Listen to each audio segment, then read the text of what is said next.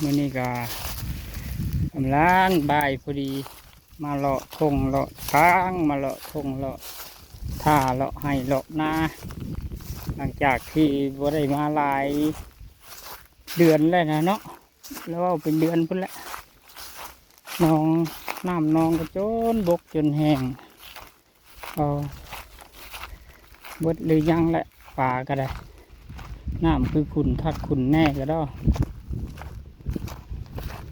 เงินหมูแมบหรือคนแมบบาทนี่น้ำจนแห้งพี่น้องเอ้ยน้ำจนบกหมูแมบหรือคนแมบบาทนี่เบิ่งเอาสิพอได้กินอยู่บกป่าในนี่น้ำสีขาวเปิดเลิศบกขักบกแน่พี่น้องเสียแต่ยังบ่ทันได้สะได้นี่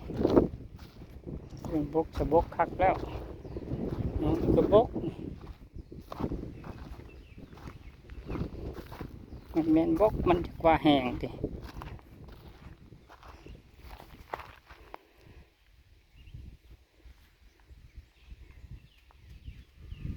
เห็นกุ้งเต้นอยู่พี่น้องเอ้ย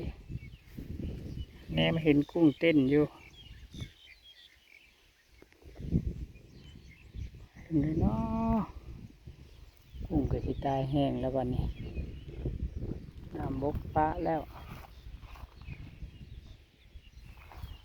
นี่อีด่างก็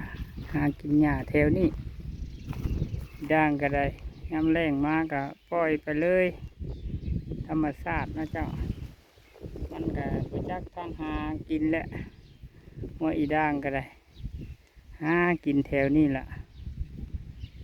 ปล่อยไปธรรมชาติก็ได้ไปใส่ก็คือเก่ามันวะเลยหากินแถวนี้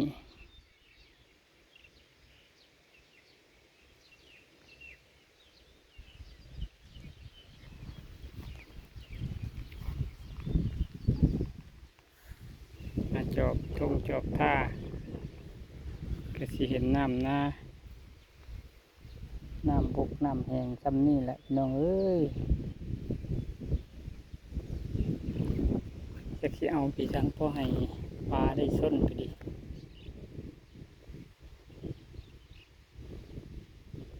อันนี้สิบเรือแล้วนี่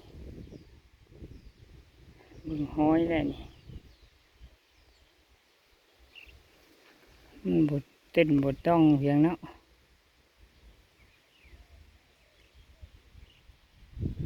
เหลือแต่ห้อยแล้วกันบุ้มเอาซื้อเบิดเลยปลานะ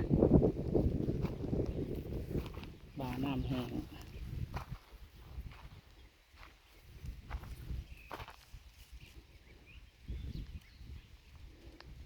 เดี๋ยวแต่ปลาตัวน้อยนั่นแหละเนาะบุกไปตอกรอดอยู่ตรงแหนะมีน้ำตรงมีปลาเนาะ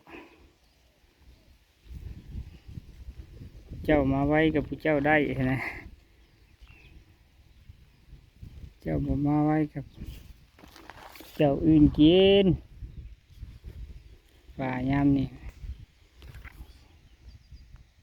น้ำบกปุ่นล่ะ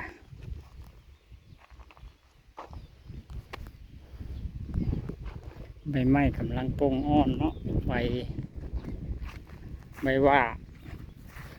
หางบดแดงบุมีบ่เนาะปกว่านี่คุมว่าเย็นสบาย